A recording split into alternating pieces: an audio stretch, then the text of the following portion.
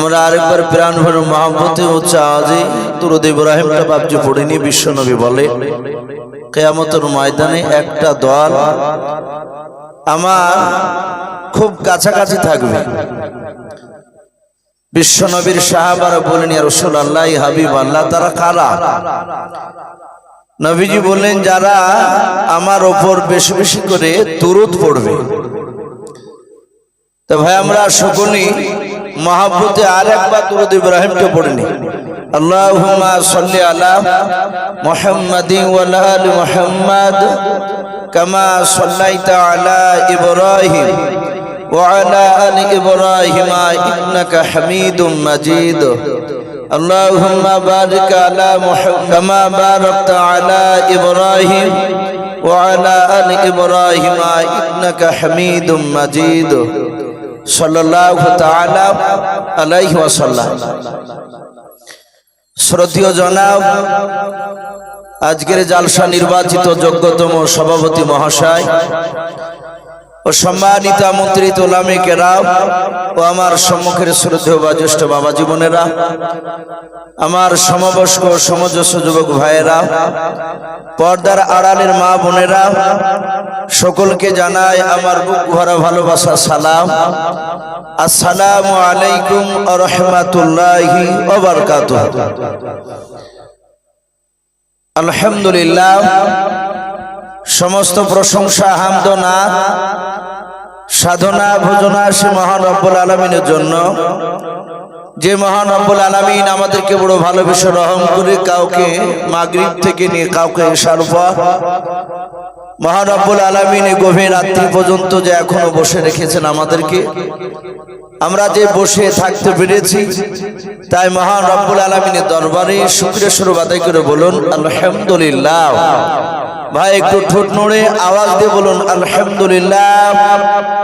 তারপরে পরে আপনার আমার নবী, যিনি ধর্মের গুরু, বিশ্ববরণ্য নেতা, নবিকুল শিরোমণি পয়গম্বরে আজম, যিনি সাইয়্যিদুল মুরসালিন ও খাতামুন নবিয়্যিন, যিনি হাবিবে কিবরিয়া আশরাফুল আম্বিয়া, যিনি হায়াতুন নবী, জিন্দা নবী জনাবে মুহাম্মদ রাসূলুল্লাহ সাল্লাল্লাহু তাআলা আলাইহি ওয়াসাল্লামের উপরে অগণিত দুরূদ ও সালাম বর্ষিত হোক, অর্পিত হোক। সকলে বলুন আল্লাহুম্মা আমিন। সম্মানিত ভাই আমার বাবা জীবনেরা, আমি আপনাদের সম্মুখে কোরআনুল কারীম থেকে বেশ কয়েকটা এত টুকরা পরিবেশন করেছি, তেলাওয়াত করেছি। তারপরে পরে বিশ্ব নবীজির পবিত্র জবান থেকে মাত্র দুটো হাদিসের টুকরা পাঠ করেছি। ইনশাআল্লাহ যথাসময়ের মধ্যে আমার বক্তব্য করব, কারণ ভাই রাত্রি প্রায় 11টা পার হয়ে গিয়েছে।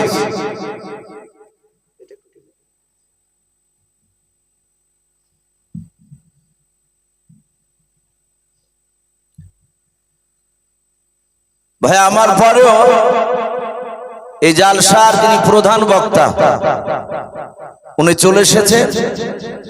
উনি বলছেন, নিশো ভাই আমি লোক পাবো তো? আসছিলাম ওই কথা বলছি। ভাই ইনশাআল্লাহ পাবে। আমিও আশা করি যোগ্যতম মুফতি সাহেব আজকে জালসার সভাপতি হিসাবে আছে, হয়তো টাইমে বাপজি ওনাকে নিয়ে আসবে। আমি বলবো প্রতিটা বাপজি ভাইদেরকে যারা এতক্ষণ পর্যন্ত বসে আছে, আমরা জানি যত গভীর রাত্রি হয় পৃথিবীর বাপজি কোর্ট কাছারি রাত্রিবেলায় খোলা থাকে না, দিনের বেলায় খোলা থাকে, বিকালে বন্ধ হয়ে যায়। বিশ্বনবী বলেন, যত গভীর রাত্রি হবে তত আল্লাহর সব রহমতের দরজাগুলো খুলে যায়। বলুন সুবহানাল্লাহ। রাত্রি তাহাজ্জুদের বাপজি টাইম শুরু হয়ে গেছে, নামাজের টাইম, যে তাহাজ্জুদের যে নামাজ ওয়াক্ত শুরু হয়। কেউ যদি বাপজি মাগরিবের পরে নামাজ পড়ে যদি তাহাজ্জুদ পড়তে লাগে, হবে? কথা বলে। ওই টাইমে তো ওয়াক্ত আসে না তাহাজ্জুদ। তো বাপজি আমি প্রতিটা বাপজি ভাইদেরকে বলবো, অনেক মানুষ বাড়ি চলে গিয়েছে, যাদের হয়তো একাই বাড়ি তারাও বাড়ি চলে গিয়েছে। আবার অনেকে বলছে ভাই আর বেশি রাত্রি জাগতে পারছি না, কাল হয়তো আবার সকালবেলা উঠে কাজ করতে হবে। এভাবে অজুহাত দেখে অনেকেই চলে গিয়েছে, জায়গাগুলো ফাঁকা হয়ে গেছে। বাবা, আমি আপনাদেরকে ছেলে হিসাবে একটু অনুরোধ করে বলবো যে আপনারা যদি একটু গুছিয়ে আসতে, এসে যদি এই সামনেখানে বসে জায়গাটা একটু যদি জমে বসতেন, তাহলে নবীর সুন্নাতটা বাপজি রাত্রিবেলায় একটা জিন্দা হতো। আসি ভাই, জায়গা যেহেতু হয়তো ভরপুর ছিল, মানুষ উঠে গিয়েছে, সেই হিসাবে জায়গাগুলো ফাঁকা হয়ে আছে। ভাই লজ্জা করবো না, আসি আর ওই যুবক ভাই, তোমরা পিচের উপরে পেছাব করার মতো না বসে থেকে যদি একটু দয়া করে আসতে নিচে, তাহলে একটু ভালো হতো। যাক, মাশাআল্লাহ, একটু নড়াচড়া করেছেন, আলহামদুলিল্লাহ। একটু আসে, এক হাত করে যদি এগিয়ে আসে, বাপজি কমসে কম একটু জায়গাটা একটু ভরপুর হবে। আমরা একটা কমসে কম সুন্নাত জিন্দা করি। আসি ভাই, বিশ্ব নবী সুন্নাতকে যতক্ষণ পর্যন্ত আমল না করা যাবে, সে আলেম বলেন আর মুফতি সাহেব বলেন আর হাজি বলে আর মাস্টার মশাই যেই হন না কেন, রাসূলের সুন্নাতকে না মানলে জান্নাত যাওয়া সম্ভব নয়। রাসূলের সুন্নাত না মেনে জান্নাত পাওয়া যাবে? বাপ একটু কথা বলো। রাসূলের সুন্নাত না মেনে বাপজি কেউ জান্নাত যেতে পারবে না। আমরা জানি বাপজি এখানে অনেক রকমের মানুষ আছে, যেহেতু কারো বিরুদ্ধে কথা না বলাই বর্তমান দরকার। প্রতিটা মুসলমানদের বাপজি দেওয়ালে আমাদের পিঠ থেকে গিয়েছে, আর এই যে পরিস্থিতি আমাদের তো ভালো না, সকলেই বাপজি আমরা জানতে পারছি। পৃথিবীতে মুসলিমদের উপরে বাপজি অনেক মানুষের রাগ আছে যে এরা যেন দুনিয়াতে না থাকে, এটা চায় এক শ্রেণীর মানুষেরা। এই জন্য বাপজি কারো নাম করে না বলাটাই ভালো। আমি বলছিলাম বিশ্ব নবীর কথা অনেকই বাপজি আমরা বলি যে নবীর জন্য জীবন দিতে রাজি আছে, নবীকে বড্ড ভালোবাসে, অথচ তার চেহারাতে বাপজি তাকিয়ে দেখা যায় তার পা থেকে মাথা পর্যন্ত একটা জায়গা তো নবীর সুন্নাত দেখতে পাওয়া যায় না। এরকম আছে কি নাই কথা বলে? নামাজও পড়ে না। সুন্নাত বিশ্ব নবী বলেছেন, মান আহাব্বা সুন্নাতি ফাকাদ আহাব্বানি, যারা আমার সুন্নাতকে ভালোবাসলো তারা আমাকে ভালোবাসলো। ওয়ামান আহাব্বানি কানা মাই ফিল জান্নাহ, আর যারা আমার সুন্নাতকে ভালোবাসলো তারা আমার সঙ্গে জান্নাতে থাকবে। জোরে বলুন সুবহানাল্লাহ। এটা নবীর সুন্নাতের কথা বলা হয়েছে। নবীর সুন্নাতকে মানব না, মৌখিক নবীকে ভালোবাসে। বাপজি এই রকম দাবি করা মানুষ কিয়ামতের ময়দানে নবী বলে সে জান্নাত যেতে পারবে না। আমরা সকলেই জানি রাসূলের সবচেয়ে বাপজি কাছের চাচা ছিল। নবীজির টোটাল আব্বারা কটা ভাই ছিল বাপজি? আপনাদের কারো মনে আছে? একটু জোরে বলুন। রাসূলের আপু চাচা নবীর আব্বারা টোটাল ভাই ছিল বাপজি 10টা। তার মধ্যে থেকে বাপজি রাসূলের কয়েকটা চাচা নবীর উপর ঈমান এনেছিল, নবীকে মহব্বত করতো। যেমন ঈমান আনা চাচাদের মধ্যে থেকে হযরতে আব্বাস রাদিয়াল্লাহু তাআলা আনহু, নবীজির আপন চাচা। রাসূলের বাপজি বয়সে অনেক বড় আব্বাস রাদিয়াল্লাহু তাআলা আনহু নবী চাচা। নবীকে দেখলে নামাজের কায়দায় রাসূলের কাছে বসে পড়তেন। বলুন সুবহানাল্লাহ।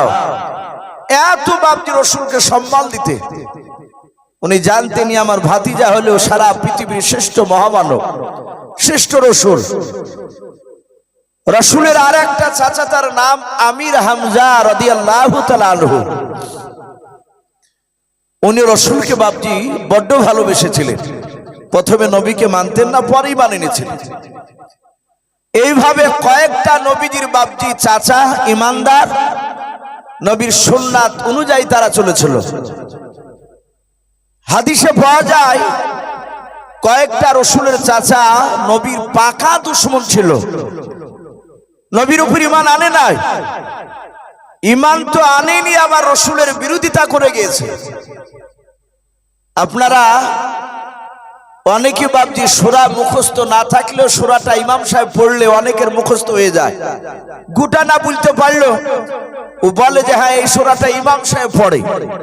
সূরা লাহাব, তাব্বাত ইয়াদা আবি লাহাবি ওয়া তাব, পড়ে না? মা আগুনা আনহু মালুহু ওয়া মা কাসাব, সায়াসলা নারান যাত লাহাবি ওয়া ইমরাতুহু হাম্মালাতাল হাতাব, ফি জিদিহা হাবলুম মিন মাসাদ। এই সূরাটাকে বাবজি সূরা লাহাব বলা হয়। এই যে লাহাব, আবু লাহাব বলে বাবজি একটা রাসূলুল্লাহর আপন চাচা ছিল। এই আবু লাহাব লোকটাও নবীর উপর ঈমান তো আনেনি, কিন্তু রাসূলুল্লাহর বাবজি প্রকাশ্য বিরোধিতা করে গিয়েছে, দুশমনি করেছে। হাদিসে পাওয়া যায় আল্লাহ রাসূল সাল্লাল্লাহু তাআলা আলাইহি ওয়াসাল্লাম মক্কার অলিগলিতে বাবজি কলমার দাওয়াত দিছিলেন। রাসূল অনেক মার খেয়েছে, দাওয়াত দিয়ে বাবজি সবাই রাসূলের উপর ঈমান আনেনি। নবীজি মনে মনে চিন্তা করলেন, আমি দেখেছি ছোট থেকে মক্কার মানুষেরা কোনো বিপদে পড়লে তারা ওই মক্কাতে একটা পাহাড় রয়েছে, কেউ বলেছেন বাবজি সফা পাহাড়, আবার কেউ কেউ বলেছেন যে পাহাড়টার নাম কুবা। মানুষ বিপদে পড়লে পাহাড়ের চূড়ায় উঠে বাবজি চিৎকার করে ডাক দিতে। আমাদের দেখেন মসজিদে 5 ওয়াক্ত আজান হয়, নামাজের জন্য ডাকা হয়, ফজর, জোহর, আসর, মাগরিব, এশা। এই 5 ওয়াক্ত আজানের পরে আরো অন্য সময়, সব সময় না, এক এক সময় মাইকে আওয়াজ হয় আসসালামু আলাইকুম, একটি বিশেষ ঘোষণা। এই বিশেষ ঘোষণা যখন বলে তখন মানুষ অনেকে দেখেন কাজ করলে কেউ মোবাইল বাজালে বলে এই একটু বন্ধ কর তো, দেখি মাইকে কি যেন ঘোষণা করছে।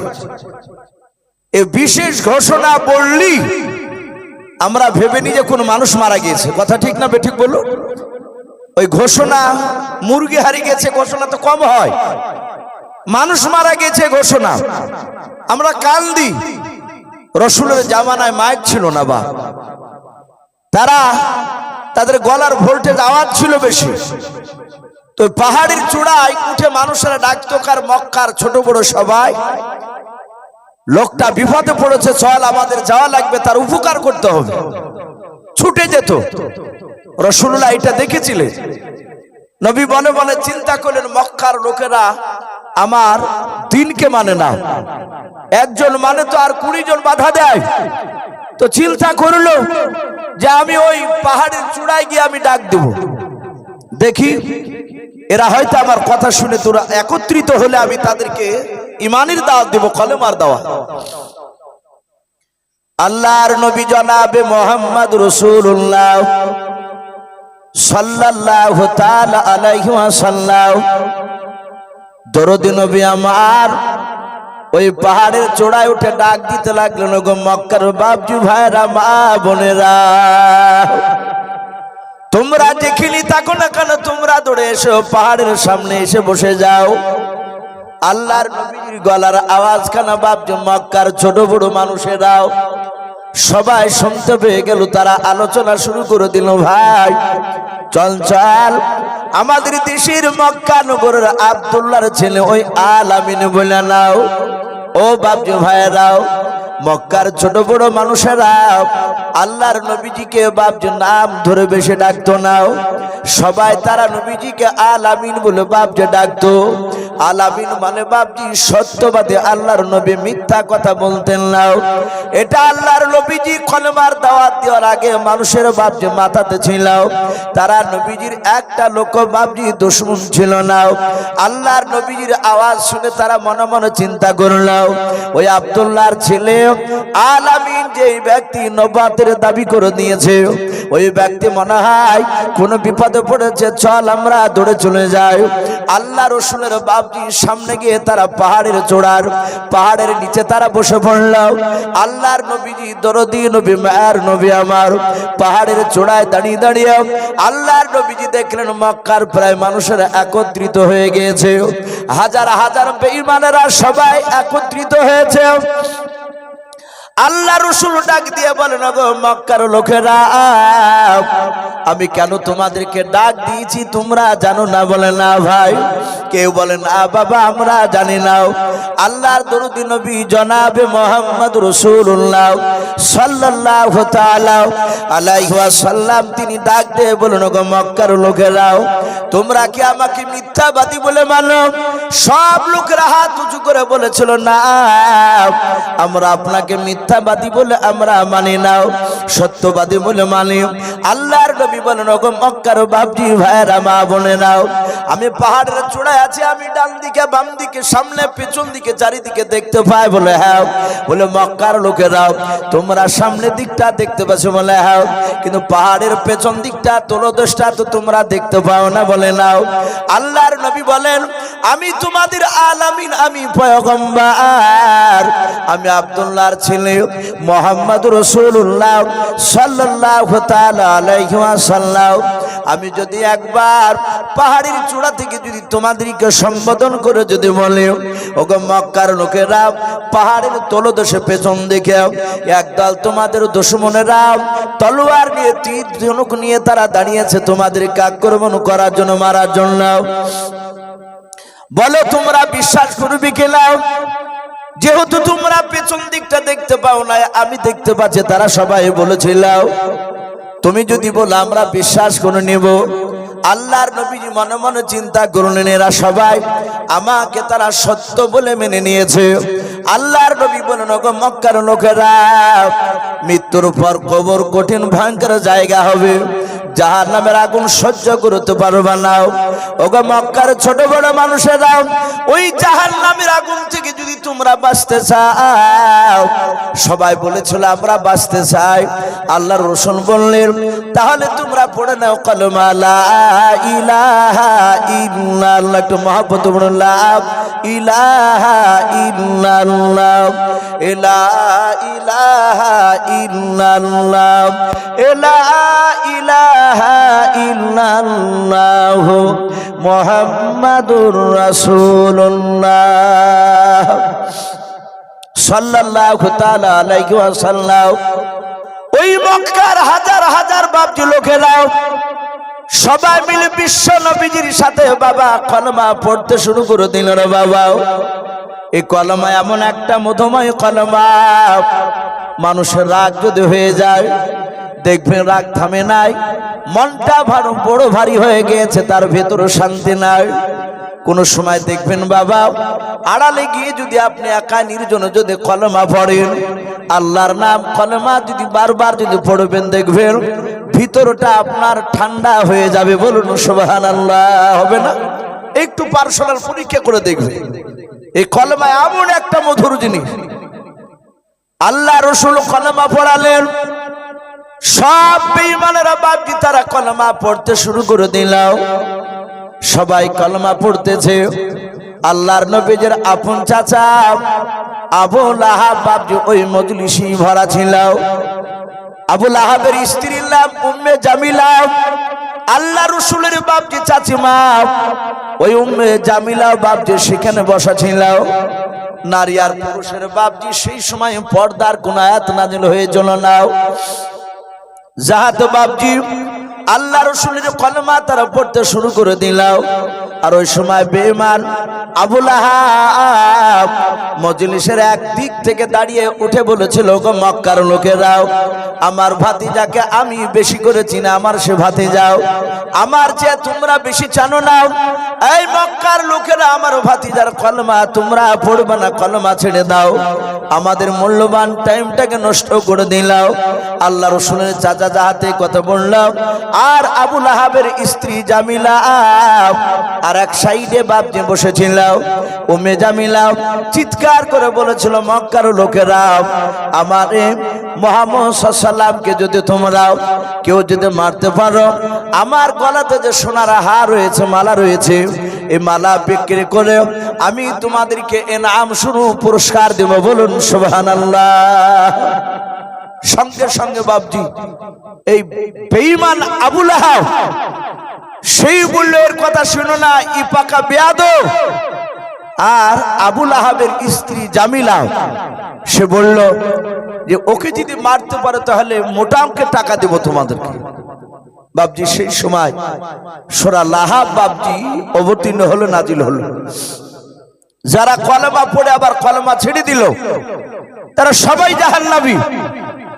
আল্লাহ রাব্বুল আলামিন জিবরিলের মারফতে জানিয়ে দিলেন, হে রাসূল কাঁদবেন না, আপনার চাচা আবু লাহাবের হাতকে ধ্বংস করে দিয়েছে, কাঁদবেন না। যারা কলেমা পড়ে ছেড়ে দিল এরা জাহান্নামের লাকড়ি হবে, আর সেই লাকড়িতে আপনার চাচা জ্বলবে, তাকে শাস্তি দেওয়া হবে। আর আপনার চাচিমার গলার মালা বিক্রি করে যে টাকা দিবে বলেছে, সেই কারণে আপনার চাচিমার কিয়ামতের ময়দানে সোনার নয় আগুনের একটা মালা তার গলায় পরে দিয়ে তাকে কিয়ামতের ময়দানে টেনে হেঁচড়ে নিয়ে বেড়ানো হবে, তাকে কঠিন শাস্তি দেওয়া হবে। বাপজি আমি বলছিলাম আল্লাহ রসুলের বাপজি কয়েকটা চাচা ঈমান এনেছিল, আর কয়েকটা চাচা নবীর উপর ঈমান আনে নাই, প্লাস বাপজি তার বিরোধিতা করেছে প্রকাশ্য। এই আবু লাহাব নবীর আপনার একটা চাচা আবু তালিব, রসুলের দাদার নাম ছিল আব্দুল মুত্তালিব, আর রসুলের আপন চাচার নাম ছিল আবু তালিব। এই আবু তালিব লোকটা জান্নাতি না জাহান্নামী? বাপ একটু জোরে বলুন তো, ঠোঁট নড়ে। রসুলের চাচা আবু তালিব এই লোকটা জাহান্নামী, সে জান্নাতি নয়। এই যে আবু তালিব লোকটা রাসূলুল্লাহর উপর ঈমান আনেনি, কিন্তু কিতাবে পাওয়া যায় হাদিসে রাসূলুল্লাহর চাচা আবু তালিবের ব্যাপারে বলা হয়েছে, নবী বলছেন সারা পৃথিবীর মানুষ আবু বকর সিদ্দিক রাদিয়াল্লাহু তাআলা আনহু বাদ দিয়ে অন্যান্য মানুষেরা আমাকে যতটা ভালোবেসেছে তার চেয়ে বেশি ভালোবেসেছে আমার চাচা এই আবু তালিব।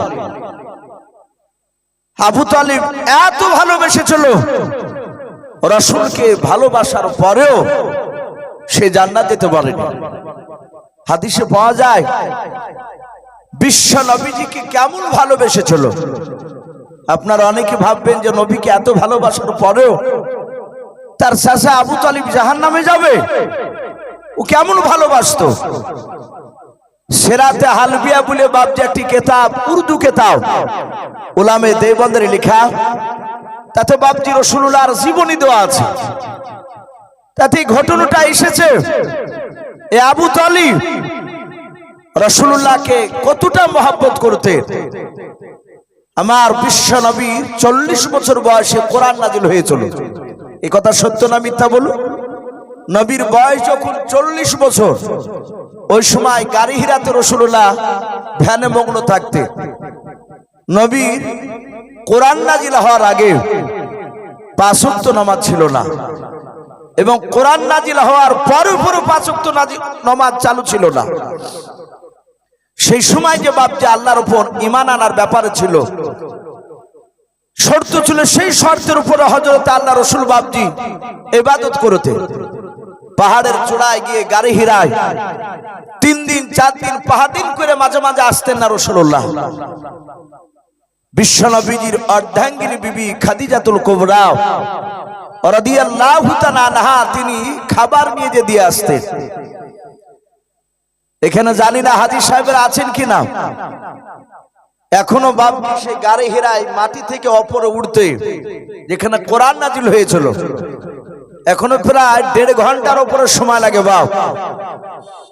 আর সেই সময় রাস্তা অত পরিষ্কার ছিল না, এখন তো জায়গা জায়গা আরাম করার জায়গা করে দিয়েছে। মানুষ ওপর উঠতে গিয়ে শরীর ক্লান্ত হলে একটু রেস্ট নিবে, ওই জায়গাতে আরাম করবে। তো বিশ্ব নবীর অর্ধাঙ্গিনী বিবি খাদিজা খাবার দিতে গিয়ে অনেক সময় হাত স্লিপ করে পড়ে যেত। ওই পাহাড়ের চূড়ায় উঠতে গিয়ে পাহাড়ে ঘষ্ট লেগে অনেক সময় চামড়া ছিঁড়ে যেত খাদিজা। আমার বিশ্ব নবীর 40 বছর বয়সে বাপজি কোরআন নাজিল হয়েছে। আপনারা অনেকেই জানেন নবীজি প্রথমে জিবরিলকে চিনতেন না। কোরআন নাজিল হলো, বিশ্ব নবী কোরআনটা বাপজি যাই হোক মুখস্থ করে 5 আয়াত সূরা আলাকে খাদিজার কাছে এসে সব শোনালে। বিশ্বনবী থরথর করে কাঁপছিলেন, প্রচন্ড জ্বর। খাদিজাতুল কুবরা উনি চাদর দিয়ে ঢেকে দিলে। উনি ওনার কে বলেছেন চাচা ওয়ারকা বিন নাফিল, তার কাছে বাপজি তাওরাত জুবুর কিতাব পড়েছিল, তাতে বিশ্বনবীর জীবনী দেওয়া ছিল। সে বিশ্বনবীর কথা শুনে বুঝতে পেরেছে ইনি প্রকাশ্য নবী হয়ে গিয়েছে, ইনি রসুল হয়ে গিয়েছে। খাদিজা বললেন, স্বামী আপনি চিন্তিত হবেন না, কাঁদবেন না, ভয় পাবেন না, আপনার উপরে কোরআন নাজিল হয়ে গিয়েছে। বিশ্বনবী বললেন, খাদিজা আমার এই কোরআনের কথা কে মানবে? খাদিজা সর্বপ্রথম বললেন, আপনার দিনকে আমি মেনে নিলাম। বলুন সুবহানাল্লাহ। সর্বপ্রথম খাদিজা তার স্বামীর উপর বাপজি ঈমান বিশ্বাস হয়ে গেল, কলেমা পড়ে নিল। বিশ্বনবী খাদিজাকে বাপজি রেখে দিয়ে আল্লাহর হুকুমে বাপজি বাড়ি থেকে বেরিয়ে পড়লেন পাড়ায় কলমার দাওয়াত দিতে, কোরআনের কথা বলতে। নবী জাহাতে বেরোলেন, উদবা, সাইবা, আবু সুফিয়ান, আবু লাহাব, এরা বাপজি সবাই আস্তে আস্তে রাসূলুল্লাহ চরম দুশমনে বাপজি পরিণত হলো। নবীর কথা তারা মানে না, নবীকে বারণ করে, বলে আগামী কাল থেকে যেন আমাদের বাপ দাদার বিরুদ্ধে কথা বলবি না। রাসূল ওদের কাছ থেকে চলে যায়, অনেকে মারে। কিতাবে লিখেছে এইভাবে দিনের পর রাত, রাতের পর দিন রাসূলের 14 দিন চলছে রানিং কোরআন অবতীর্ণ হওয়া, কলেমার দাওয়াত দেওয়া। 14 দিনকার দিন বিশ্ব রাসূল সাল্লাল্লাহু বাড়ি থেকে মক্কার চৌরাস্তার মোড়ের দিকে চলে যাচ্ছে। আপনাদের যেমন হিতালপুর ভালো মোড় জায়গা, মক্কা নগরে বাপজি চৌরাস্তার মোড়ে রাসূলুল্লাহ যাচ্ছে। রাস্তা দিয়ে যেতে যেতে মক্কার চৌরাস্তার মোড়ে দেখলেন কয়েকটা লোক দাঁড়িয়ে আছে, 8 থেকে 10টা। ইসলামের ইতিহাসে পাওয়া যায় সর্বপ্রথম রাসূলের উপর যারা ঈমান এনেছিল বেশিরভাগ তারা গরিব শ্রেণীর মানুষেরা। বলুন আলহামদুলিল্লাহ। গরিব শ্রেণীর মানুষেরা বেশিরভাগ বাপজি তারা রাসূলকে তারা মেনে নিয়েছিল। তারপর আস্তে আস্তে টাকা পয়সালা মানুষও মেনেছিল। আমার বিশ্বনবী তাদের সাথে কলমার কথা শোনাছিলেন, তারা সবাই মন দিয়ে রাসূলের কথা শুনছিল। রাসূলের জবান এত মিষ্টি জবান, এত নরম ভাষা যে রাসূলের কথাতে কোনো মানুষ আঘাত পেত না। বলুন সুবহানাল্লাহ। আজ আমাদের অনেকের হাতের দ্বারা জবানের দ্বারা আঘাত হয়ে যায়। রাসূলের এত সুন্দর কথা ছিল। এই রহমতের নবী, দরুদি নবী আমার কলমার দাওয়াত শোনাচ্ছেন, ওরা সবাই থমেরে শুনছিল। বেঈমান আবু জেহেল, উতবা, সাইবা, আবু সুফিয়ান, এরা 4টা বড় বড় বাপ যে ওই মক্কা নগরের বাপ যে বড় নেতাও, কাফেরের নেতাও, ওরা রাস্তা দিয়ে মক্কা নগরে চলে যাচ্ছিল। আল্লাহ রাসূলকে বাপজি দেখার পর আবু জেহেল বেঈমান দাঁড়িয়ে গেল তার দলবলকে নিয়ে। বাবা আবু জেহেল আল্লাহর নবীর কলার খানাকে এভাবে ধরলো। রহমতের নবী, দরদি নবী, মায়ের নবী জনাবে মুহাম্মদ রাসূলুল্লাহ সাল্লাল্লাহু তাআলা আলাইহি ওয়াসাল্লাম নবীর কলার খানা বাপজি ধরার পর ডাক দে বলো, ভাতিজা গতকালকে তোমাকে বারণ করেছিলাম, এই তুমি গতকালকে তুমি আমাদেরই কথা কেন শোনো নাই? আজ আবার এসে তুমি নতুন ধর্ম প্রচার করেছো, আমাদের বাপ দাদার ধর্মকে বাতিল করে দিচ্ছ। আল্লাহর নবী বলেন, চাচা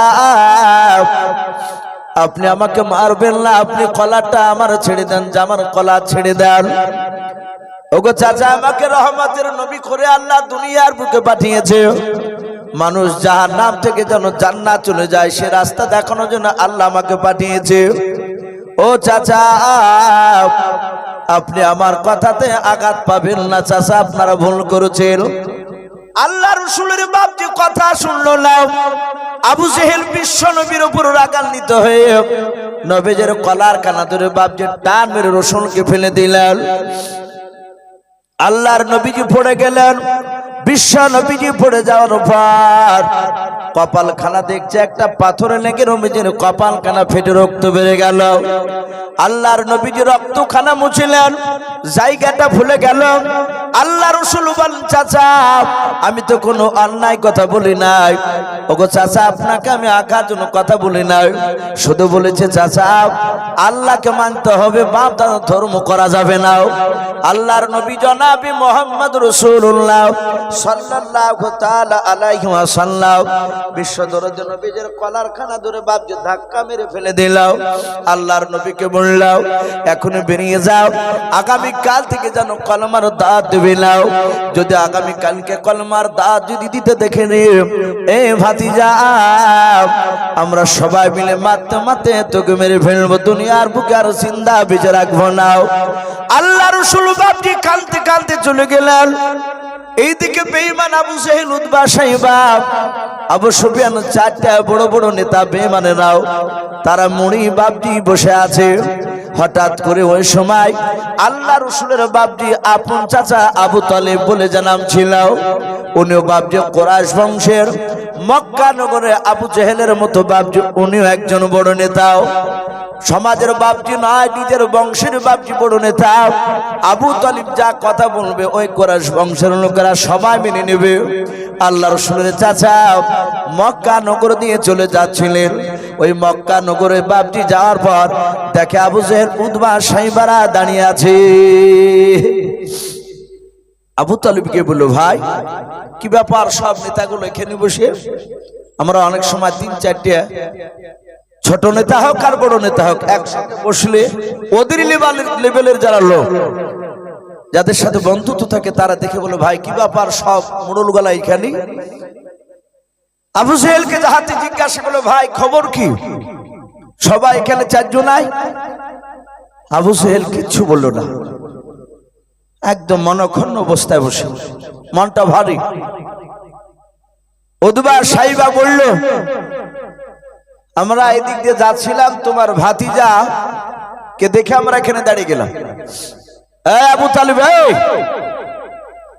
তোমার ভাতিজা দিনের দাওয়াত দিছিল, কলমার দাওয়াত। আবু জেহেল বলল, ভাই আবু তালিব, তোমার সম্মানের দিকে তাকে তোমার ভাতিজার গায়ে হাত তুলি নাই, আমরা বেশি মারি নাই। তুমি কি জানো তোমার ভাতিজার ব্যাপারে? আবু তালিব বলল, অবশ্যই জানি আমি।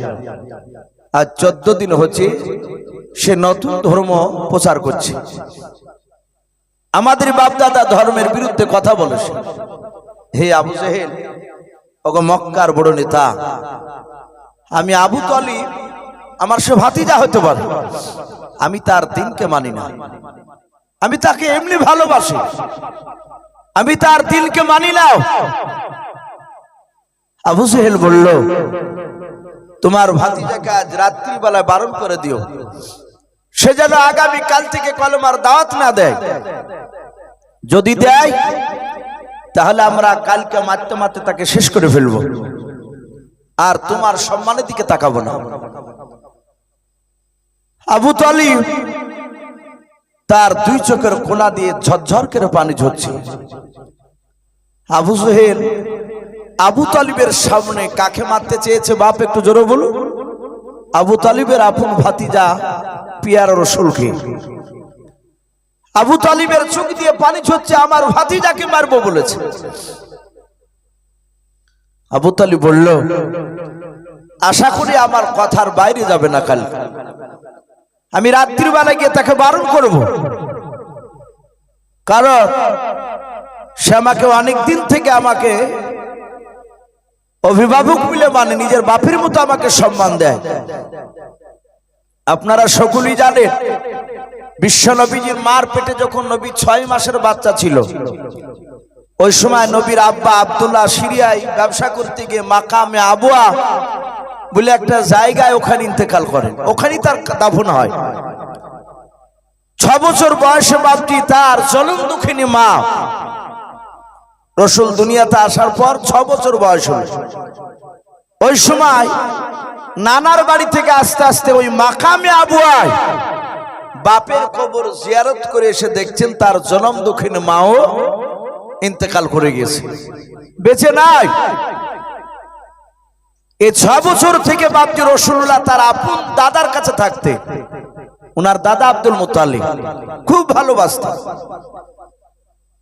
আবু তালিব ডাক দিয়ে বলল, ভাই আমার আব্বার যখন বয়স মৃত্যুর কাছাকাছি চলে গিয়েছে, সে সময় আমার ভাতিজার বয়স হচ্ছে 8 বছর। ওই সময় আব্দুল মুত্তালিব মনে মনে চিন্তা করল যে আমার নাতিকে আর আমি আমার কাছে রাখতে পারবো না, কারণ আমি দুনিয়ার বুক থেকে বিদায় নিয়ে চলে যাব। আমার ছেলেদের মধ্যে থেকে যে কোনো একটা ছেলের আমি কিনারা করে দেব, আমি ছেলের কাছে থাকবে, দায়িত্ব নেবে আমার নাতির।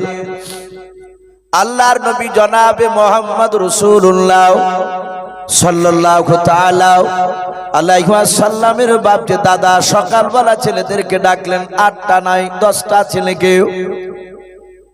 এই আব্দুল্লাহ ইন্তেকাল করে গেছেন, 9টা ছেলেকে নিয়ে ডাকলেন। আমার নবী যে আব্দুল মুত্তালিবের দাদুর কোলে বাপজি বসে আছেন, ছেলেদেরকে ডেকে নিয়ে তার দাদা যে কোনো একটা ছেলের বাপ যে কিনারায় লেগে দেবেন, সেই ব্যক্তি দেখাশোনা করবে আমি ইন্তেকাল করলে। আল্লাহর নবীজির বাপজি চাচারা সবাই মিলে চারিদিকে গোল করে ঘেরা করে নিয়ে বসে গিয়েছে। আব্দুল মুত্তালিব বলেন, বাবা আমি বেশি দিন বাঁচবো না, আমার নাতিকে আমি তোমাদের মধ্যে যে কোনো একটা আমার ছেলের কাছে আমি রাখতে চাই। আব্দুল মুত্তালিব মনে মনে চিন্তা করেছেন, আমার আব্বাস বেটার কাছে আমি আমার নাতি মোহাম্মদকে দিয়ে দিব, কারণ ওই সময় বাপজি কেতাবে পাওয়া যায় রাসূলের সব চাচার মধ্যে থেকে বাপজি আব্বাসের টাকা পয়সা বেশি ছিল। আল্লাহ রাসূলের বাপজি দাদা জবানি বীর করার আগে হযরত বিশ্ব নবীজি 6 বছর নয় 8 বছরের বাপজি ছিলেন। নবী আমার দাদুর কোল থেকে দৌড়ে উঠে গিয়ে বাপজি নিজের চাচা আবু তালিবের কোলে বসে পড়লেন। আবু তালিবের গলা খানা ধরে বসে গিয়েছে। আবু তালিব ডাক দিয়ে বলে, ভাতিজা আমার অর্থ বেশি নাই, আমার কাছে থাকলে ভালো খেতে পাবা না, ভালো জামা তুমি পরতে পাবা না। ওরে বাবা, ওই দেখো তোমার আব্বাস চাচা বসে আছে, তার কাছে যাও, তার বাড়িতে গেলে দামি দামি খাবার খেতে পাবা, দামি দামি পোশাক পাবা, তার টাকার অভাব নাই। আল্লাহ রাসূল বাপজি ছোট্ট থেকে তিনি কাঁদতেন, আসমানের দিকে তাকাতেন, নবী চিন্তা করতেন। আল্লাহ রাসূল গলা খানা ধরে কেঁদে কেঁদে বলেন, চাচা আমি আপনার কাছে বিলাসিতা চাই না, সারাদিন যদি আপনি খাবার খেতে না দিতে পারেন, এক ঢোক পানি দিতে পারলে কোনো অসুবিধা নাই। ও বাপজি ভাইয়েরাও, আল্লাহর নবী যে বাপজি 3টা সব সময় দোয়া করতেন। 1 নম্বর দোয়া করতেন, নবী আমার জিন্দা অবস্থায় দুনিয়াতে বাবা, ওগো আল্লাহ যেই দিন তুমি আমাকে নাই, যতদিন তুমি আমাকে বেঁচে রাখবা দুনিয়ার বুকে মওলাও, ততদিন তুমি আমাকে গরিবে হালাতে বেঁচে রাখবা। ওগো রব্বুল আলামিন যেদিন তুমি আমার ইন্তেকাল করবা, সেই দিনকে তুমি আমাকে গরিবে হালাতে ইন্তেকাল করাবা। যেদিন তুমি কবর থেকে উত্থাপিত করবা, কবর থেকে তুমি উঠাবা, ওগো আল্লাহ সেই দিন তুমি আমাকে গরিবের কাতারে তুমি দাঁড় করাবা। উঠে বলুন সুবহানাল্লাহ। আল্লাহ রাসূল বলেন, চাচা চিন্তা করবেন না, আমি আপনার কাছে থাকবো। সেই আবু তালিব ডাক দিয়ে বলেন, গো ভাই আবু জেহেল শুনে নাও, ওই 8 বছর থেকে নিয়েও আমার আব্বা আব্দুল মুত্তালিব ইন্তেকাল করার পর সেই দিন থেকে আমার ভাতিজা আমার কাছে থাকে। ওগো আমার শুনে নাও ভাই, আমার ভাতিজা আমি একসঙ্গে নিয়ে খাবার খাই। আমি রাত্রির বেলা আমার ভাতিজাকে বারণ করলে আমার মনে হয় ভাতিজা আমার বাইরে যাবে না, কথা বলা বন্ধ করে দিবে, দিনের দাওয়াত আর দিতে যাবে না। আল্লাহ রসুল বাপজি কলমার দাওয়াত দিতে দিতে রাত্রির বেলা বাড়ি গিয়েছেন। এইদিকে বাপজি আবু তালিব আবু জেহেলের সঙ্গে কথা বলার পর আবু জেহেল ডাক দিয়ে বললাম, ওগো আবু তালিব ভাই শুনে নাও, যদি তোমার কথা যদি শুনে নাও, ওই তোমার ছেলে ভাতিজা মুহাম্মদ সাল্লাল্লাহু আগামী কাল থেকে যদি কলমার দাওয়াত দিতে না যায়, আমাদের বাপ দাদা ধর্মের বিরুদ্ধে যদি কথা না বলে, তাহলে তোমার ভাতিজাকে আমরা 3টা পুরস্কার দেব মক্কা নগরের তরফ থেকে। আবু তালিব ডাক দিয়ে বলেছিল, গো ভাই তুমি কি পুরস্কার দিবা বলো? ডাক দিয়ে বলল, প্রথম নাম্বার পুরস্কার 1 নাম্বার গোটা আরবের মধ্যে তোমার ভাতিজাকে উচ্চ সম্মানের অধিকারী করা হবে। 2 নাম্বার শুনুন আবু তালিব ভাই, তোমার ভাতিজাকে 1 নাই 2 নাই 200টা হিষ্টপিষ্ট উডান করা হবে। 3 নাম্বার গোটা মক্কা নগরে শুনে নাও, যে বড় বাগানটা খাজুরের বাগান সেটা চাইলে সেটা ফ্রিতে দেওয়া হবে। এই 3টা জিনিস পেয়ে গেলে তোমার ভাতিজাকে মৃত্যু পর্যন্ত কিছু করা লাগবে না। বলে তাই তো ভালো খবর, আল্লাহ রসুলকে বাপজি আপনারা ডাকবেন। আবু তালিব বাড়ি চলে যাওয়ার পর রাত্রিবেলা তার অর্ধাঙ্গিনী বিবি আপনার আবু তালিবের স্ত্রীকে ডাক দিয়ে বলেন, ওগো আমার বিবি শুনে নাও, একটা বাসনে তুমি একটা মানুষের মতো খাবার খুলবা নাও। ডাক দিয়ে বলেছিল, প্রাণের স্বামী কজনার খাবার খুলবো বলাও? ডাক দিয়ে বলে, বিবি রে, একটা বাসনে 2টো মানুষের খাবার তুমি খুলবাও। ডাক দিয়ে বলে, স্বামী আপনি একটা বাসনে 2টা মানুষের খাবার খুলে কি করবেন? আপনি 2টো মানুষের খাবার খেতে পারবেন। বলে, ওরে আমার বিবি শুনে নাও, আমি একাই খাবো না, আমার ভাতিজাকে নিয়ে আমি 1 বাসনে খাবার খেতে যাই। ওরে আমার বিবি শুনে নাও, অনেক দিন ধরে আমার ভাতিজাকে খাবার খেতে একসঙ্গে নিয়ে নাও। আল্লাহ রসুল বাপজি আপনার চাচা আবু তালিব বিশ্ব নবীর সাথে খাদিজার সাথে বিয়ে হওয়ার আগ পর্যন্ত রে বাবা, নবীর যেদিন থেকে 8 বছর থেকে নবীজের চাচা আবু তালিবের কাছে ছিল, আল্লাহর নবীজের খাদিজার সাথে যখন নবীর বয়স হয় 25 বছর, ওই খাদিজার সাথে বিয়ে করার আগা মুহূর্ত পর্যন্ত বাবা আল্লাহ রসুলকে আবু তালিব 1 বাসন ছাড়া খাবার খেতেন না। বলুন সুবহানাল্লাহ। খাদিজার সাথে বিয়ে দেওয়ার পর আর আবু তালিব বাপজি একসঙ্গে নবীজিকে ডেকে খাবার খেতেন নাও, যে আমার ভাতিজা আর খাদিজা ওরা স্বামী স্ত্রী দুজনায় একসঙ্গে তারা খাবার খাবে। আল্লাহর নবী জনাবে মুহাম্মদ রাসূলুল্লাহ সাল্লাল্লাহু তাআলা আলাইহি ওয়াসাল্লাম নবীজি পাশের ঘরে আছে। আবু তালিবের বাপজি বাসনে 2টো মানুষের খাবার খোলা হয়েছে। আল্লাহ রাসূল ডাক দিয়ে নয় বাপজি, আবু তালিব ডাক দিয়েছিল, ভাতিজা ও ভাতিজা তুমি এসো। আল্লাহর নবী জনাবে মুহাম্মদ রাসূলুল্লাহ সাল্লাল্লাহু তাআলা আলাইহি ওয়াসাল্লাম তিনি চলে গেলেন। আবু তালিব বাবা খাবারের কাছে বসতে বলে নবীজি বসে পড়লেন। আবু তালিব বলে, ভাতিজা তুমি খাবার খেতে শুরু করে দাও।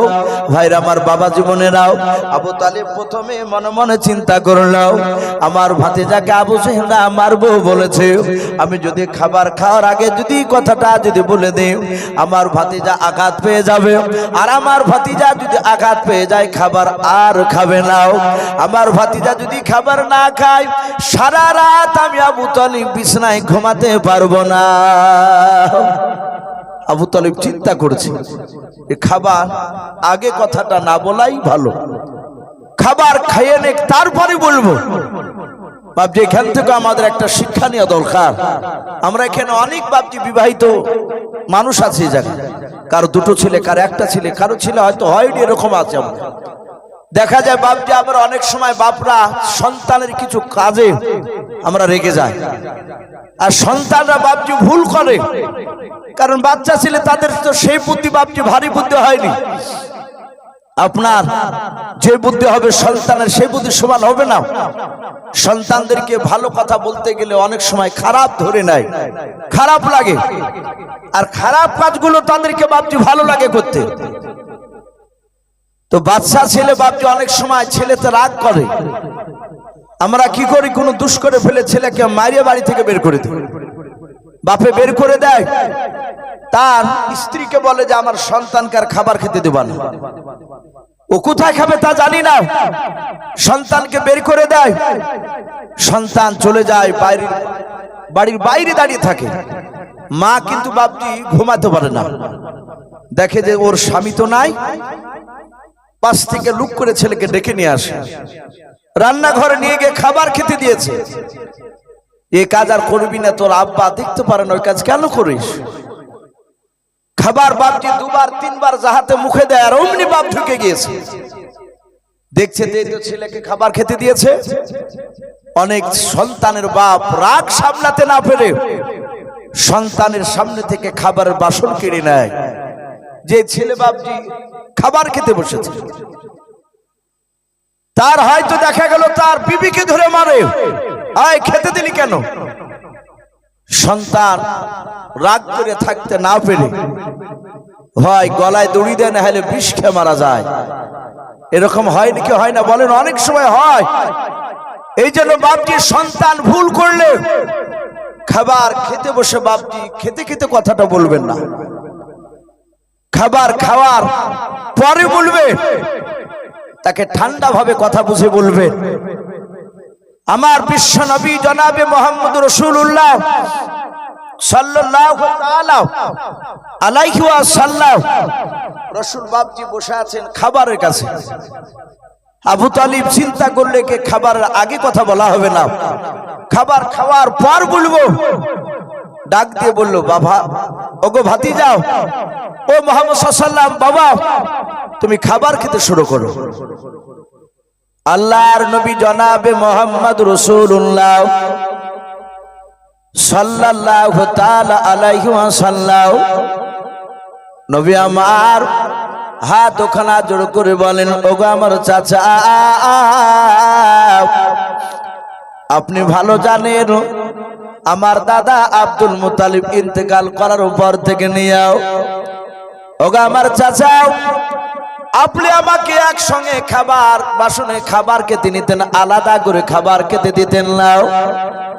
ওগো আমার চাচা, আপনি এটা ভালো করে লক্ষ্য করে দেখেছেন, আমি আর আপনি একসঙ্গে খাবার খেতে বসলে, ওগো চাচা, আপনি আগে খাবার না খেলে আমি খাবার খেতাম না। বলুন সুবহানাল্লাহ। আল্লাহ রাসূল ডাক দিয়ে বলেন, চাচা আপনি আগে খাবার খান, তারপরে আমি খাবো। আবু তালিব বিশ্ব নবীর চেহারার দিকে চেয়ে বাবা ধৈর্য বাঁধ আর ধরে রাখতে পারলেন না। নবী আমার হাওমা করে নবীর চাচা আবু তালিব বাপ যে কাঁদতে শুরু করে দিল। আল্লাহর নবীজিকে ডাক দিয়ে আবু তালিব বলে, ভাতিজা তুমি এত ভালোবাসো আমাকে? বলে, হ্যাঁ। ও চাচা, আমি আমার আব্বাকে আমি সচক্ষে দেখতে পাই না, আমি আপনাকে আব্বার চেয়ে বেশি ভালোবাসি।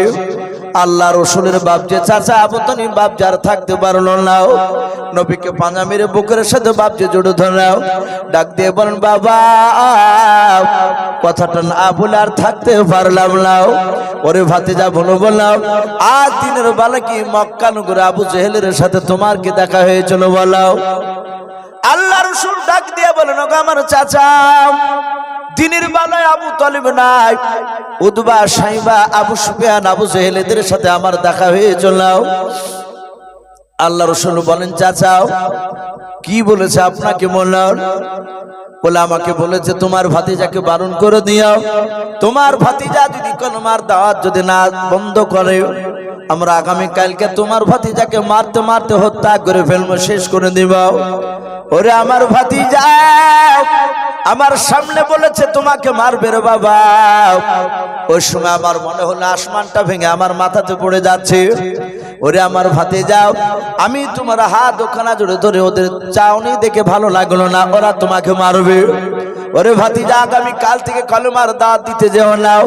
আল্লাহর নবী জনাবে মুহাম্মদ রাসূলুল্লাহ সাল্লাল্লাহু তাআলা আলাইহি ওয়াসাল্লাম ডাক দিয়ে বলেন, চাচা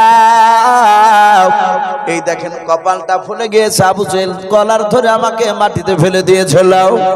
আল্লাহ রাসূলের চাচা আবু তালিব বাপজি হাওমা করে কাঁদতে লাগলেন। আল্লাহ রাসূলের বাপজি কপাল ফাটা জায়গাটায় আবু তালিব বাপজি চুমা দিয়ে দিল। ডাক দিয়ে বলেন, ভাতিজা তোমাকে তারা মেরেছে বলে? হ্যাঁ। আল্লাহ রাসূল সাল্লাল্লাহু আলাইহি ওয়াসাল্লামকে ডাক দিয়ে বলে, ভাতিজাও আর আগামী কাল থেকে কলমার দাওয়াত দিবা নাও, আমাদের ধর্মের বিরুদ্ধে কথা বলবা নাও। আল্লাহ রাসূলকে ডাক দিয়ে বলে, বাবা তুমি যদি কলমার দাওয়াত দেওয়া যদি বন্ধ করে দাও, আবু জেহেলরা বলেছে তোমাকে 3টা পুরস্কার দেবে।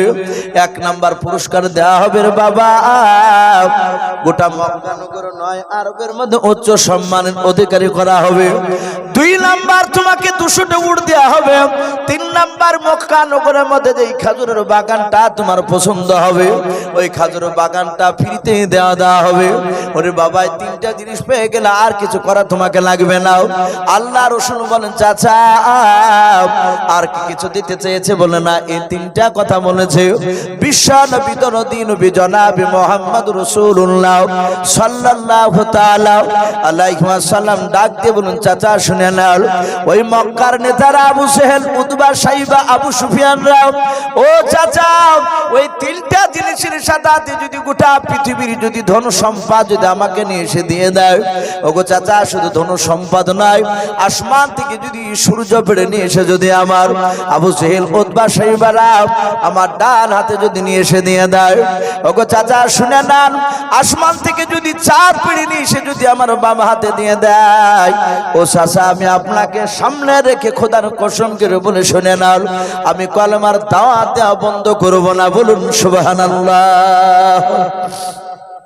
ডাক দিয়ে বলে, চাচা এ সারা পৃথিবীর ধন সম্পদ তার সাথে হাতে আসমানের চাঁদ সূর্য পেড়ে নিয়ে এসে যদি আমার 2 হাতে দিয়ে দেয়, আমি কলমার দাওয়াত বন্ধ করব না। যাহাতে রাসূলুল্লাহ কথা বললেন, সঙ্গে সঙ্গে বেঈমান আবু জেহেল নয় আবু তালিব তার চোখ দুটো কুখের মতো লাল হয়ে গেল। সে ডাকে দিয়ে বলে, এই ভাতিজা তুমি কলমার দাওয়াত দেওয়া বন্ধ করবে না? বলে না। বলে, আমিও লাত উজ্জার কসম করে বলি, মক্কা নগরে মক্কার লোকেরা রাসূল আসার আগে তারা 2টো দেবতাকে খুব মানত।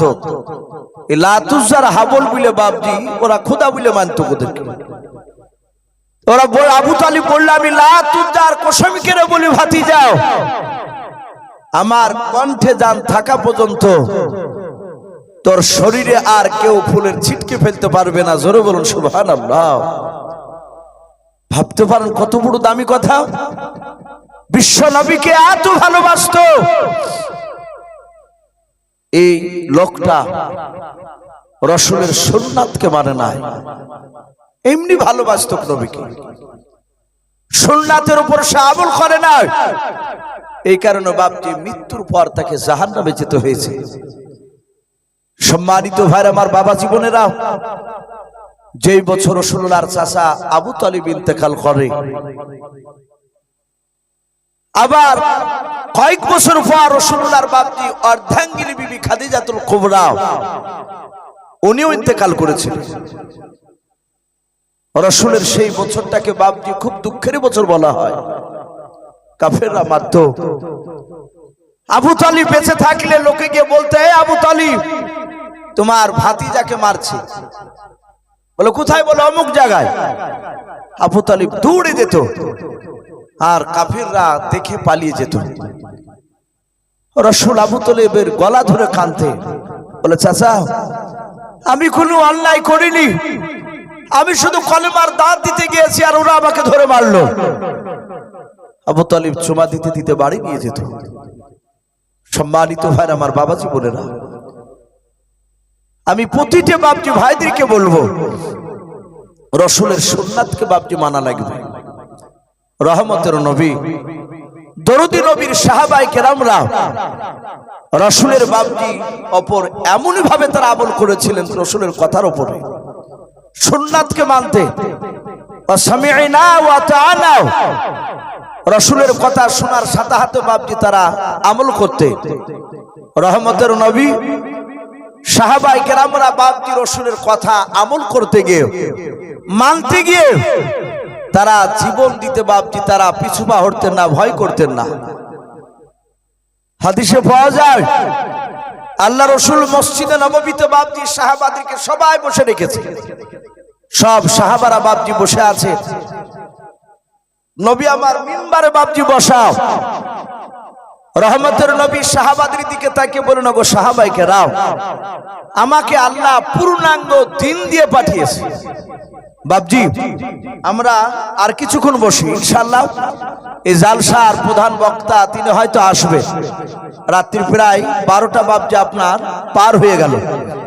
তো সেই হিসাবে আমি বলবো বাপজি আপনারা হয়তো অনেকে চেয়ে আছে যে প্রধান বক্তার কথা কিছু আমরা শুনবো। তো যাই হোক, মুফতি সাহেব আমার বন্ধু মাওলানা মুক্তার সাহেব হয়তো আলোচনা করে ঠিক টাইমে নিয়ে আসবে। আর কিছুক্ষণ বসি ভাই, আমরা ইনশাআল্লাহ আখিরি দোয়া নিয়ে বাড়ি যাবো। বলুন ইনশাআল্লাহ। তো ভাই আমি বলছিলাম রাসূল বাপজি সাহাবাদেরকে বসে নিয়ে বলেন, এই সাহাবারা, আমাকে পূর্ণাঙ্গ দিন দিয়ে পাঠিয়েছে, আমার পরে আর নবী রাসূল আসবে না। আসবে কথা বলে, নবীকে আল্লাহ পাঠিয়ে দিয়ে বলেছেন খাতামান নবিয়্যিন, নবুয়তের দরজায় তালা মেরে দিয়েছে, আর আসবে না। কিন্তু হাদিসে পাওয়া যায় একজন নবী, তিনি বিশ্ব নবীর উম্মত হয়ে আসবে। সেই নবীর নাম হযরত ঈসা রুহুল্লাহ আলাইহিস সালাম। উনি দুনিয়াতে বাপজি 40 বছর থাকবে। একটা দিনও একটি বারো মুখ দিয়ে বলবেন না যে আমি ঈসা নবী রুহুল্লাহ পয়গম্বর। উনি দাবি করবেন আমি মুহাম্মদ সাল্লাল্লাহু আলাইহি ওয়াসাল্লামের উম্মত। বলুন আলহামদুলিল্লাহ। উনি কিন্তু বাপজি উম্মত হয়ে আসবে। আলহামদুলিল্লাহ। আমরা আর কিছুক্ষণের মধ্যে ইনশাআল্লাহ প্রধান বক্তাকে নিয়ে আসব। উনি অত্যন্ত মিষ্টিভাষী, কোরআনের একজন মুফাসসির। শুধু মুর্শিদাবাদ জেলা না, গোটা পশ্চিমবঙ্গের একজন খ্যাতনামা নামকরা মুফাসসির, অল্প বয়সী, অত্যন্ত ভাষা মিষ্টি। তিনি বাংলাদেশ থেকে মুফতি পাশ করেছেন। খুবই আকর্ষণীয় বক্তা, আপনাদের সামনে কিছুক্ষণের মধ্যে ইনশাল্লাহ নিয়ে আসবো। আপনারা একটু ধৈর্যর পরিচয় দেন, একটু বসুন, ইনশাল্লাহ উনি আসবেন। বেশিক্ষণ করবেন না, অল্প একটু ওয়াজ নসিহত করে দোয়া হয়ে যাবে। আমরা একটু ধৈর্যের পরিচয় দিই, একটু বসি ভাই। এই হয়ে গেছে, একটু বসি। হ্যাঁ ভাই আমি বলছিলাম, ভাই যেহেতু ঘোষণা শুনলেন, ভাই সে মাগরিব হয়েছে, সে 5টার কয়েক মিনিটে আজান হয়, তাহলে রাত্রি 12টা মানে বিরাট রাত্রি। তো যাই হোক ভাই একটু ধৈর্য ধরে বসি। প্রধান বক্তার আর সামনে কিছু মানুষ না থাকলে বেচারা হয়তো কষ্ট পাবে, বলবে যে মুর্শিদাবাদে গেলাম আর লোক নেই। আলহামদুলিল্লাহ যথেষ্ট মানুষ আছে। কারো যদি ইস্তেঞ্জার প্রয়োজন হয় উঠে গিয়ে হয়তো আবার সেটা আবার এসে বসে যাবে। ওনারও কিছুক্ষণ বাপজি কথা বয়ান শুনে ইনশাআল্লাহ দোয়া নিয়ে ইনশাআল্লাহ বাড়ি যাবে। তা আমি বলছিলাম আল্লাহ রাসূল সাল্লাল্লাহু তাআলা আলাইহি ওয়াসাল্লামের সাহাবারা তারা মৃত্যুকে ভয় পায়নি, নবীর কথাকে তারা মেনে নিয়েছে। আপনারা সকলেই জানেন রাসূলের বাপজি একজন সাহাবা তাহিয়াতুল কলবি রাদিয়াল্লাহু তাআলা আনহু বলে নাও। এ নবীজির বাপজি সাহাবা রাসূলের দ্বীনের দাওয়াত রোম দেশের সম্রাট হেরাক্লিয়াস বাপজি সে বাদশার কাছে গিয়েছিল দাওয়াত দিতে। একা শুধু তাহিয়াতুল কলবি, রোম দেশের সম্রাট বাদশা সে বেঈমান, তার প্রজারা বেঈমান, কিন্তু বাপজি তার অত্যন্ত বুদ্ধি ছিল। নবীজি তার বুদ্ধির প্রশংসা করেছে। তার দরবারে দিনের বেলায় 5000 বেঈমান বসে থাকতো তার সঙ্গে, তার সাথে মশওয়ারা করতো সব লোকেরা। তো সেখানে বাপজি গিয়েছে তাহিয়াতুল কলবি সাহাবা, চিঠি নিয়ে, নবীজির চিঠি নিয়ে কলমার দাওয়াত দিতে। রোম দেশের সম্রাট বিশ্ব নবীজির সাহাবা তাহিয়াতুল কলবিকে কাছে ডেকে নিল। ডাকার পর বলে, এই কোথা থেকে এসেছো, তোমার নাম কি? বলে আমার নাম তাহিয়াতুল কলবি। এসেছো কোথা থেকে? বলে মদিনা থেকে। কেন? বলে বিশ্ব নবী মুহাম্মদ সাল্লাল্লাহু আলাইহি ওয়াসাল্লাম তিনি কলমার দাওয়াত নিয়ে পাঠিয়েছে, আপনাকে চিঠি দিয়েছে, এই কলমা পড়ে নেন, কলমা পড়লে আপনার জীবনের গুনাহ সব মাফ হয়ে যাবে। রোম দেশের সম্রাট ডাক দিয়ে বলল, এই তোদের মুহাম্মদ সাল্লাল্লাহু আলাইহি ওয়াসাল্লামের চরিত্র কেমন? বলে খুবই ভালো। বলে তার জন্মস্থান কোথায়? বলে তার জন্মস্থান হচ্ছে মক্কা নগরে। আর সে আছে কোথায় এখন? মক্কাতে না মদিনায়? চিঠি তো লিখছে মদিনাতে আছে। বলে উনি এখন মক্কাতে নেই, মদিনাতে আছে। বলে জন্ম নিয়েছে মক্কায় আর বাস করছে মদিনায়? বলে হ্যাঁ। রোম দেশের সম্রাট তার প্রজাদেরকে বললো, একে বেঁধে রাখ। দাহিয়াতুল কালবি সাহাবাকে বাপজি বেঁধে রাখলো। রোম দেশের সম্রাট এত চালাক, ডাক দিয়ে বলল, ওগো আমার প্রজারাও, যাও রোম দেশের বাজারে দেখো মক্কার কোন মানুষ এসেছে কিনা ব্যবসা করতে। যদি আসে তাকে ডেকে নিয়ে এসো, আমি তাকে জিজ্ঞাসা করবে এর নেতা মুহাম্মদ সাল্লাল্লাহু আলাইহি ওয়াসাল্লামের ব্যাপারে। আপনাদের দেশের মুফতি সাহেব, মুক্তার সাহেব, এই যে দুজন মাওলানা বসে আছে, আপনারা গ্রামের মানুষ, ওনাদের চরিত্র কেমন বলতে পারবেন কি পারবেন না? কথা বলো, ভালোই বলতে পারবেন। কত বড় চালাক! বলে যা যা রোম দেশে দেখ কোন মক্কার লোক ব্যবসা করতে এসেছে কিনা। দাহিয়াতুল কালবি রাদিয়াল্লাহু তাআলা আনহুকে বাপজি বেঁধে রেখেছেন। উনি মনে মনে চিন্তা করেন, আল্লাহ আমাকে মনে হয় আর জিন্দা ফিরে যেতে দেবে না, জবাই করে দেবে। আল্লাহ রাসূল সাল্লাল্লাহু তাআলা আলাইহি ওয়াসাল্লামের সাহাবা হাত পা জিঞ্জিরি দিয়ে বাপজি বেঁধে রেখেছে। রোম দেশের বাবা 10টা সৈন্য মক্কা নগরের নয়, রোম দেশের সম্রাট, রোম দেশের বাপজি বাজার পাঠিয়ে দিলাম। ওই সৈন্যরা চিৎকার করে বলে, কেউ কে আছো মক্কা নগর থেকে ব্যবসা করতে এসেছো এই রোম দেশে মোলাও। হঠাৎ করে বাবা ওই সময় মক্কা নগর থেকে আবু সুফিয়ান গিয়েছিল রোম দেশে বাবা 10 জনকে নিয়ে ব্যবসা করতে। আবু সুফিয়ান চিৎকার করে বলল, আমাদের বাড়ি হচ্ছে মক্কা নগরে। বলে কজন আছো? বলে আমরা টোটাল 10 জন। কোন কোন মুফাসসিরিন কেরাম লিখেছেন বাপজি 11 জন। আবু সুফিয়ান বলল, আমাদের বাড়ি আমার মক্কা নগরে, আমি একজন নেতা। এরা যে 10 জন আছে এরা আমার কথা মোতাবেক চলে। বলে ভাই চলুন, আমাদের বাদশাহ হিরাক্লিয়াস আপনাদেরকে ডাক দিয়েছে, কি যেন বলবে জানি নাও। আবু সুফিয়ান চলে গেল, তার দল বানিয়ে বাপজি রোম দেশের সম্রাট হিরাক্লিয়াসের সামনে দাঁড়িয়ে গেল। হাজার হাজার বেঈমানেরা, 5000 বেঈমান বাপজি তারা বসে আছে। ডাক দিয়ে বলেছিল, ভাই ও বাদশাহ নামদার, কেন আপনি আমাকে ডাকলেন বলেন? ডাক দিয়ে বলে, তুমি কি চিনো এই লোকটাকে? এই যে দাহিয়াতুল কালবিকে কি চিনো? বলে হ্যাঁ চিনি, এর বাড়ি ছিল মক্কা নগরে। বলে ওগো বাদশাহ নামদার, শুধু এই লোকটাকে নয়, এই লোকটার হয়ে যার, যেই লোকটার কলমার দাঁত নিয়ে এসেছে সেই লোকটাকেও আমরা ভালো জানি। হিরাক্লিয়াস বললে, এবার খেলা জমবে। বলে এর নেতা মুহাম্মদ সাল্লাল্লাহু আলাইহি ওয়াসাল্লামের চরিত্র ব্যাপার জানো? বলে হ্যাঁ জানবো না কেন, ওর বাড়ি তো আমাদের দেশে ছিল মক্কা নগরে। আবু সুফিয়ানকে দেখে নয়, আবু সুফিয়ান নবীর সাহাবাকে দেখে চিন্তা করছে, এত দূর এসেছে, দাঁড়া তোর এখানে কলমার দাম দেওয়া ছোট আছে। হিরাক্লিয়াস এই যে রোম দেশের সম্রাট, সে ডাক দিয়ে বলল, যাই এ রসুলের চরিত্র কথাটা একটু বলো তো। বাপজি আমার সোনা লালেরা, আবু সুফিয়ান পুরা মেরাজের ঘটনা শুনিয়েছিল, বলুন আলহামদুলিল্লাহ। বলে হে বাদশাহ নামদার, এটা কি বিশ্বাস করা সম্ভব? এক রাত্রিতে মসজিদে হারাম থেকে বাইতুল মুকাদ্দাস চলে গিয়েছিল, ওই রাত্রিতে আবার ফিরে আসলো, মক্কার লোকেরা কেউ জানতে পারলো না। এটা আমরা আলহামদুলিল্লাহ, আমাদের প্রধান বক্তা আন্তর্জাতিক খ্যাতিসম্পন্ন মুফাসসিরে কোরআন মুফতি মারুক বিন রুহুল আমিন সাহেব মঞ্চে উপস্থিত হয়ে গেছেন। কিছুক্ষণ পরে ইনশাল্লাহ তাকে আমরা তার বক্তব্য রাখার জন্য বলবো। তো আমার ভাই ইউসুফ আলীর বক্তব্য অত্যন্ত মিষ্টি ভাষী দিয়ে তিনি বক্তব্য দিচ্ছেন। মেয়েরা তার বক্তব্য খুব শুনে, আমি তাকে আর 10-15 মিনিট সময় দেবো দিয়ে ইনশাল্লাহ প্রধান বক্তাকে তুলব। 15 মিনিট মতন একটু আপনারা ধৈর্য ধরুন। যাক ভাই, আমি বলছিলাম এই কথাটা 2-4 মিনিটের মধ্যে শেষ করে দেবেন ইনশাআল্লাহ। বক্তা চলে আসলে কথা বলা ঠিক নয়।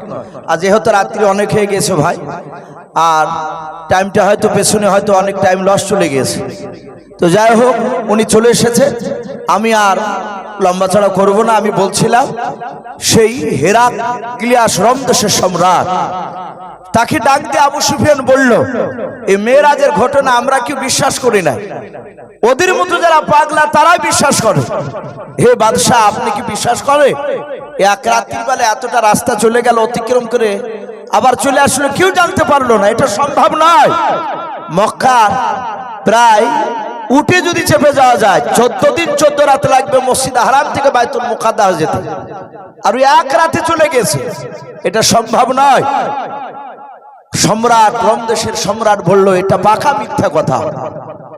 বলে, হে বাদশাহ, আমরা বিশ্বাস করি না, ওদের মতো পাগল তারা বিশ্বাস করেছে। আবু সুফিয়ানের যে মিরাজের ঘটনা শোনালো, ডাক দিয়ে বলল, আপনি জিজ্ঞাসা করুন, আমি মিথ্যা কথা বলিনি। সাহাবাকে জিজ্ঞাসা করলো, রোম দেশের সম্রাট, যাই আবু সুফিয়ান যে কথা বলে এটা মিথ্যা? বলে না, চুল পরিমাণ মিথ্যা বলে না, একদম সত্য বলেছে।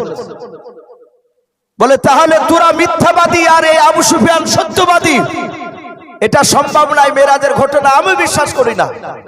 রোম দেশের সম্রাট বলল, 5000 লোক বলে, হুজুর প্রথমেই বলেছিলাম একে জবাই করে দেন, আপনি করেননি, জবাই করে দেন। এখন যাহাতে বাপজি জবাই করতে যাবে রে বাবা, আর ওই সময় ওই রোম দেশের সম্রাটের দরবারে বাপজি 5000 মতো বেঈমানেরা বসেছিল। তাদের মধ্যে থেকে আপনার রোম দেশের সম্রাটের বাপজি দরবারে একটা বৃদ্ধ বাপজি মানুষ চিৎকার করে বলেছিল, ওগো বাদশাহ, এই যে আবু সুফিয়ান মেরাজের ঘটনা শোনালো, এই ঘটনা আপনি বিশ্বাস করেন আর আপনার প্রজারা বিশ্বাস করেন আর না করেন, শুনে নেন, আমিও তো আপনার একজন প্রজাও। আমি আবু সুফিয়ানের মেরাজের ঘটনা নবীজের ব্যাপারে যে শোনালো, ওই দাহিয়াতুল কলবি বলেছে এটা সত্য ঘটনা, কিন্তু আবু সুফিয়ান আপনি সকলেই মিথ্যা বলেছেন। হে বাদশা নামদার, আমি বারহাক সত্য বলে মেনে নিলাম, জোরে বলুন সুবহানাল্লাহ। হেরাক্লিয়াস রোম দেশের সম্রাট এভাবে মুখটা ফিরে নিয়ে বলেছিল, তুমি কি নবীজিকে চিনো? বলে, চিনি নাও। বলে, সাহাবাকে দেখেছো? বলে, নাও। তাহলে তুমি মেরাজের ঘটনা কেমন করে বিশ্বাস করলে? তুমি বলো, ডাক দিয়ে বলাও। আবু সুফিয়ানের নাই বাবা, ওই রোম দেশের বাপটি দরবারে একজন বৃদ্ধ মানুষ বলেছিল, ওগো বাদশাহ, আপনার দরবারে কয়েক বছর পূর্বে আমি আপনার দরবারে ছিলাম। লাও, কয়েক বছর আগে আমার বাড়ি ছিল ওই ফিলিস্তিন বাইতুল মুকাদ্দাসের পাশে। ওগো বাদশা নামদার, যেই দিনকা বিশ্ব নবীজি মসজিদে এসেছিলেন, আবু সুফিয়ান বলল, আরবিতে মাসটা ছিল রজব মাস। তারিখটা সেও বলেছে 27 তারিখ। হে বাদশাহ, ওই রাত্রিবেলায় সকালবেলায় এসে দেখেছিলাম দরজাতে একটা পাথর ছিদ্র করা, সেই পাথরের গুড়িতে দেখলাম দরজার গুড়িতে একটা জানোয়ারের ছাপ পাই। এর কথার সাথে মিলে যাচ্ছে, তাই মেরাজের ঘটনা সত্য। বাপজি লাস্টে দাহিয়াতুল কলবি সাহাবাকে বাপজার মারলো না, তার হাতে হাত কলমা পড়ে মুসলমান হয়ে গিয়েছিল। আমরা বলার উদ্দেশ্যে এই সাহাবারা রাসূলের কথা মানতে গিয়ে তারা জীবন কুরবান দিত, বাপজি ভয় পায়নি। অনেক জায়গায় জবাই করে দিয়েছে সাহাবাদের। প্রতিটা বাপজি ভাইদেরকে বলবো, ভাই আমরা সকলেই নবীজি সুন্নাত অনুযায়ী চলবো, বলুন ইনশাআল্লাহ। বক্তব্য 2 ঘন্টা 1.5 ঘন্টা 1 ঘন্টা যাই বলেন না কেন, সারা রাতি ওয়াজ করেন না কেন, বক্তব্যর বাপটি সারমর্ম হচ্ছে আমরা 5 ওয়াক্ত নামাজ পড়বো, বলুন ইনশাআল্লাহ। যারা পড়ি আলহামদুলিল্লাহ ভালো, যারা পড়ি নাই তারা ইনশাআল্লাহ ওয়াদা করব আগামী ফজর থেকে নামাজ পড়বো। আর যাদের বাপ মা নাই তারা হতভাগা, যাদের বাপ মা আছে তারা ভাগ্যবান। আমরা বাপ মা বেঁচে থাকলে বাপ মার খিদমত করব, বলুন ইনশাআল্লাহ। আর বাপজি হালালটাকে বাপজি গ্রহণ করব, হারামটাকে বাপজি ছেড়ে দেব ইনশাআল্লাহ। আমরা চেষ্টা করব ভালোভাবে বাপজি চলা, কোরআন এবং সুন্নাত অনুযায়ী। বাপজি ভাই এবং মা বোনদের আমাদের সকলকে যেন আমল করার তৌফিক দান করুন, বলুন আল্লাহুম্মা আমিন, আল্লাহুম্মা আমিন। ভাই যাই হোক, প্রধান বক্তা তিন চলে এসেছেন সদর, বাপজি অনেক দূর থেকে এসেছেন, সে বনগাঁ থেকে ভাই, উনি মেহমান আমাদের, উনি আপনাদের সামনে এখনই কথা রাখবেন। আমি বেশ কিছু কথা আলোচনা করেছি, বলার মধ্যে ভাষার মধ্যে যদি ভুল হয়ে যায় সকলে ছোট ভাই কিংবা ছোট ছেলে হিসেবে ক্ষমা করবে, এ বলে আমার বক্তব্য শেষ করলাম। ওয়া আখিরি দাওয়ানা আনিল হামদুলিল্লাহি রাব্বিল আলামিন। আসসালামু আলাইকুম ওয়া রাহমাতুল্লাহি ওয়া বারাকাতুহু। আলহামদুলিল্লাহ, আমরা এতক্ষণ পর্যন্ত